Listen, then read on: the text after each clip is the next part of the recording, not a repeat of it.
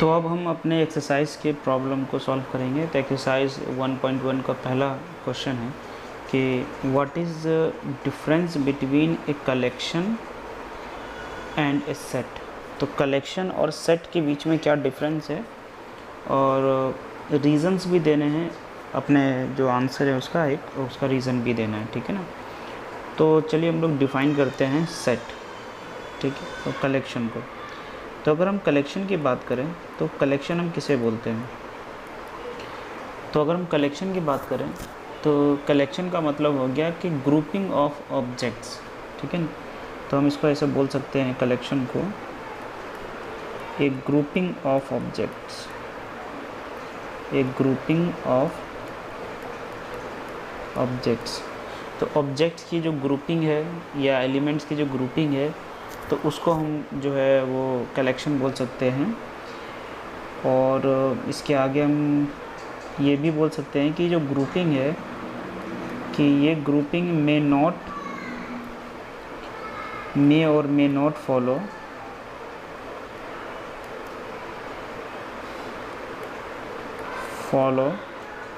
Specific rule, ठीक है। तो ये जो कलेक्शन है ये मान लो ऑब्जेक्ट की ग्रुपिंग है और वो ग्रुपिंग जो है कोई स्पेसिफिक रूल को फॉलो नहीं कर रहा हो, है ना, मतलब वेल डिफाइंड नहीं हो, तो उसको हम क्या बोल देंगे, कलेक्शन बोल देंगे।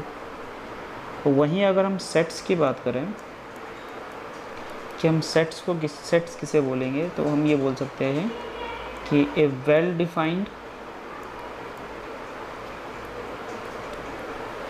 कलेक्शन ऑफ ऑब्जेक्ट्स, ठीक है।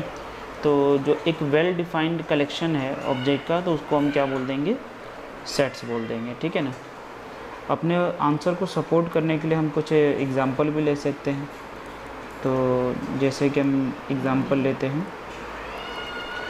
जैसे कि पहला एग्ज़ाम्पल लिया कलेक्शन ऑफ फेवरेट बुक्स, ठीक है ना। तो अब ये जो कलेक्शन ऑफ फेवरेट बुक है तो इसको हम लोग सेट्स तो नहीं बोल सकते हैं क्योंकि ये वेल डिफाइंड नहीं है। तो ये हमारा क्या कहलाएगा, ये ओनली कलेक्शंस कहलाएगा हमारा, ये हमारा कलेक्शन है, ठीक है। लेकिन अगर मैं बोलता हूँ collection of books published in 2024, तो अब 2024 में जितनी बुक्स पब्लिश्ड हुई उनका कलेक्शन की अगर हम बात करें तो ये हमारा क्या है, फिर सेट्स है। तो सेट्स और इसमें यही हमारा एक डिफरेंस है। तो जो हमारा क्वेश्चन है collection of all natural number less than 50 से छोटे जितने भी नंबर हैं उनका कलेक्शन।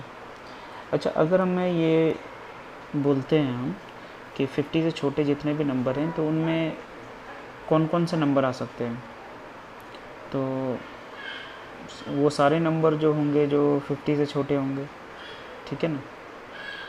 तो सारे नंबर जो 50 से छोटे होंगे वो सारे इसके अंदर आ जाएंगे। तो क्या ये एक वेल डिफाइंड कलेक्शन है कि नहीं है,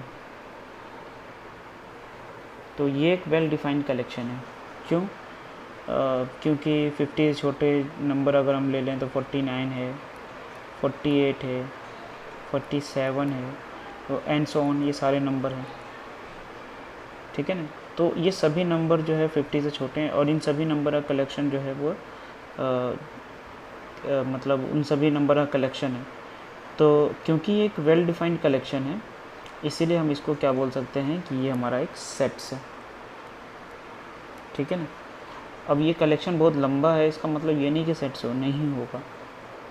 तो सेट्स का मतलब ही होता है कि डिफाइंड, वेल डिफाइंड होना, मतलब कन्फ्यूज़न नहीं होना चाहिए कि अच्छा कहीं 51 तो नहीं होगा इसके अंदर, तो ऐसा कोई कन्फ्यूज़न नहीं है ना। जितने भी 50 से छोटे हैं सभी इस कलेक्शन के अंदर आते हैं क्योंकि ये वेल डिफाइंड है, इसलिए हमारा क्या है, सेट्स है। अब हम बात करते हैं कि नेक्स्ट जो हमारा है कि collection of good hockey players in India. अब इसके बारे में अगर बोलता है कि good hockey players, there are many players, hockey players in India, लेकिन वो गुड की अगर हम बात करें तो वो तो क्राइटेरिया फिर अलग हो जाएगा। तो क्राइटेरिया जो है वो अलग हो सकता है गुड्स होने के। सो इसी वजह से ये हमारा जो है वो सेट नहीं होगा, तो हम इसको नॉट ए सेट बोल देंगे। क्यों नहीं सेट होगा? क्योंकि गुड होने का कोई हर इंसान के लिए या क्राइटेरिया अलग अलग हो सकता है, तो इसलिए हम किसी एक क्राइटेरिया के बेसिस पर तो हम जज कर ही नहीं सकते हैं इसको।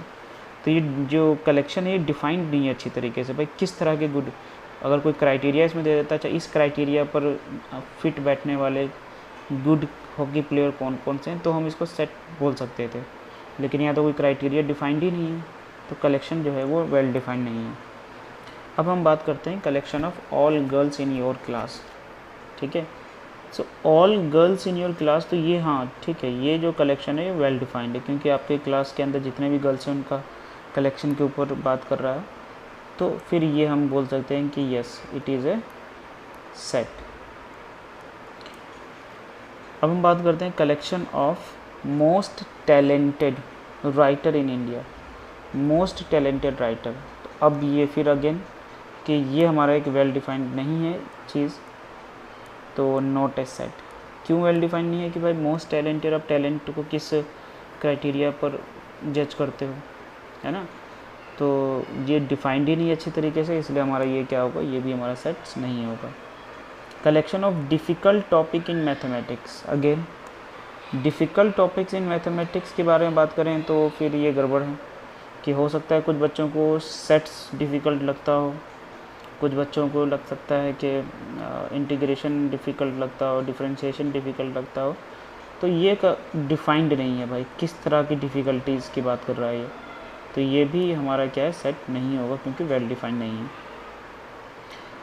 नेक्स्ट क्वेश्चन जो हमारा है कि a collection of all month of a year beginning with letter J.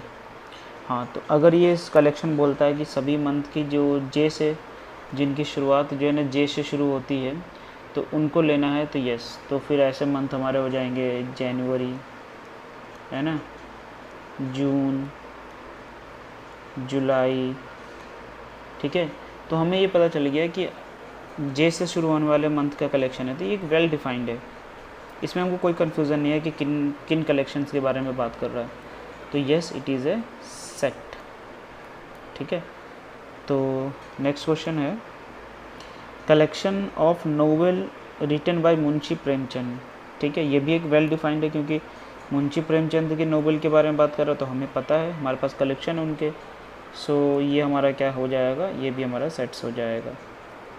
Next question जो है हमारा वो है collection of all question in this chapter. तो यस, ये भी एक वेल डिफाइंड है, इसी चैप्टर के सभी क्वेश्चन के बारे में बात कर रहा है ना, तो yes it is a set, तो ये भी हमारा क्या हो जाएगा, एक सेट हो जाएगा। ठीक है, नेक्स्ट अगर हम देखें कि collection of most dangerous animal of the world, तो ये भाई ये हमारा जो है वो एक वेल डिफाइंड तो है नहीं ये बात, तो ये हमारा क्या हो जाएगा, नॉट अ सेट। ठीक है, क्योंकि डिफाइंड नहीं है अच्छे से भाई, डेंजरस किस क्राइटेरिया को डेंजरस को नापना है आपको। ठीक है, कलेक्शन ऑफ प्राइम इंटीजर, अगर हम इसके बात करें कि भाई प्राइम इंटीजर्स कौन कौन से हैं, तो हाँ ये एक वेल डिफाइंड कलेक्शन है। ठीक है, तो ये भी हमारा क्या, ये हमारा क्या हो जाएगा, एक सेट्स हो। नेक्स्ट क्वेश्चन है हमारा क्वेश्चन थर्ड, तो जिसमें एक सेट ए दे रखा है आपको, यहाँ पर एक सेट ए दे रखा है और बोला जा रहा है कि जो बिलोंग्स टू और नॉट बिलोंग्स टू सिंबल को इंसर्ट करना है। ठीक है, और ये जो नीचे एलिमेंट्स दिए हैं इनके बारे में। ठीक है, तो यहाँ पर ये बोला जा रहा है कि जैसे कि 4 है, क्या 4 जो है वो ए में बिलोंग करता है। ठीक है ना, ये जो 4 जो एलिमेंट है वो सेट ए से बिलोंग करता है, तो हम यहाँ पे क्या लिख सकते हैं, यस बिलोंग करता है, तो सिंबल हमने लगा दिया। ठीक है, इसी तरह से जो -4 है, क्या वो सेट ए में बिलोंग करता है, तो नहीं बिलोंग करता है, तो नॉट बिलोंग्स टू कर दिया हमने। इसी तरह से 12 क्या सेट ए में बिलोंग करता है? तो नहीं करता है बिलोंग, नॉट बिलोंग्स टू। इसी तरह से 9 क्या सेट ए में बिलोंग करता है?